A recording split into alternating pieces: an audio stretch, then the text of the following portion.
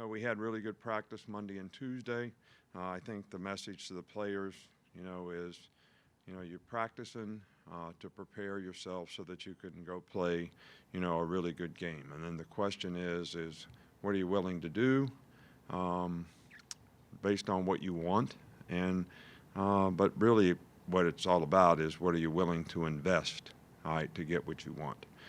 Invest in yourself, as a player, create value for yourself, invest in your team, how you finish the season, the kind of goals and aspirations that we have as a team, and how much does that mean to you, and what are you willing to invest to be able to try to get that. So I think a lot of it has to do with mindset and having the right mindset about what you do on a daily basis so you can prepare to do that.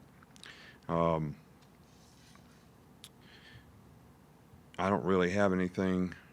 Raekwon has been able to practice. Phil Mathis and Henry Ruggs have been able to practice. DJ Dale is probably still a little bit questionable in terms of what he can and can't do. Tomorrow we just move everything up an hour, so we get finished with practice an hour earlier, and the players can, go someplace either with their family if that's possible, or, a lot of players come to my house. I think we had 30 players at my house last year, and they go to the coaches' houses, but we make sure everybody's got somewhere to have, a great Thanksgiving dinner, and then we'll have a team Thanksgiving dinner here on Thursday at noon, when we sort of get on Friday when we, get back to getting ready to go to Auburn. With this being Mac's first true road game in a place like Auburn, how important is it for him to stay both calm and confident when and if adversity does hit in the game? Well, I don't think there's any question about that. I think, high anxiety is not going to help your performance any. Staying in the right place, being confident, and that comes with good preparation. Experience is something that he's gotten in a couple games, and he's going to get some experience in this game too against a very good defensive team. So, but I think it's really important that the players around him play well, because that's going to help his confidence, because maybe then he can have a little success, which is always a good thing, especially early on.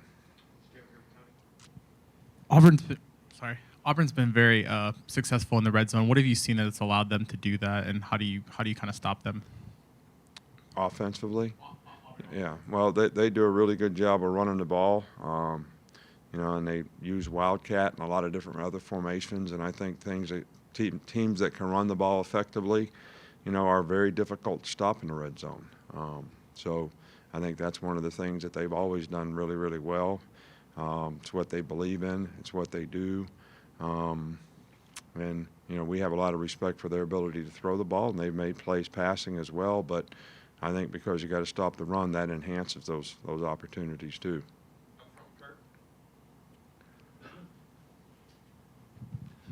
Coach, I wonder, what are the pros and cons of using a spy or spies against a mobile quarterback? Using what? Spies.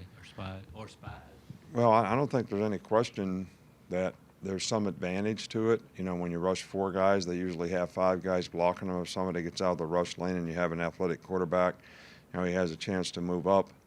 If you can try to fill up the rush lanes and then have somebody that when he does move, that guy's on him, providing that guy's a good enough athlete to get him on the ground, that can be helpful. At least you can disrupt the timing and try to put somebody on him so hopefully he can't run, which is what you're trying to avoid.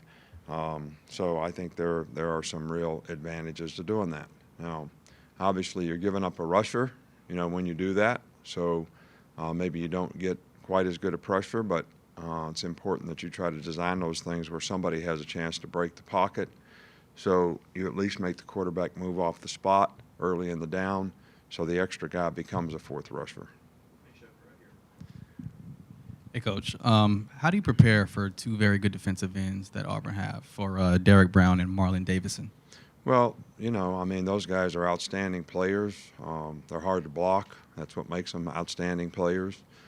They both can, rush the passer very well. They got great size. They got really good initial quickness. They play with power.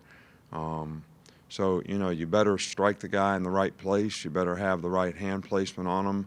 and you better work hard to finish the block because they're very good at getting off of blocks. And if you can't sustain and finish, you're going to have very much success, run or pass. So, that's what we're trying to get our guys to do, and I think they have a lot of respect for them, and they're doing everything they can to get ready for them.